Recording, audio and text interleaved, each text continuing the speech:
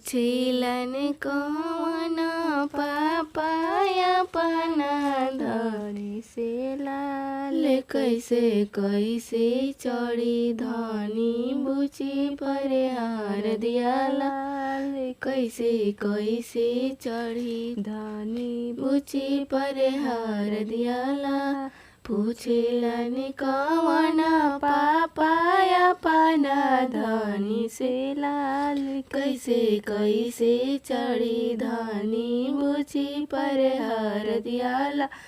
कैसे कैसे चढ़ी धनी बुची पर हार दियाला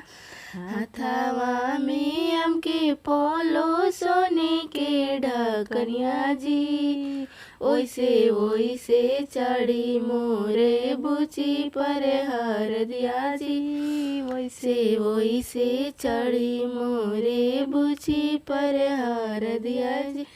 पूछेलन कौन चाचा पाना धनी से ला कैसे कैसे चढ़ी धनी बुची पर हार दिया लाल कैसे कैसे चढ़ी धनी बुची पर हार दिया हाथावा में हमके पोलो सोने के ढकनिया लाल वैसे वैसे चढ़ी मोरे बुची पर हार दिया जी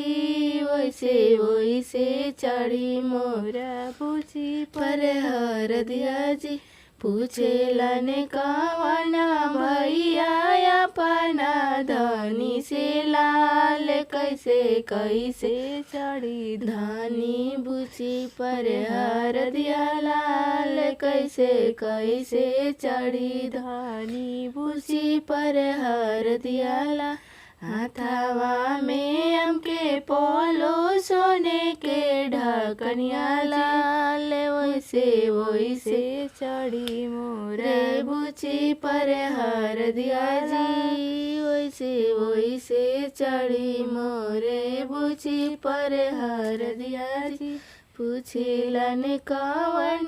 पापाया पाना धनी से लाल कैसे कैसे चढ़ी धनी बची पर हार दिया लाल।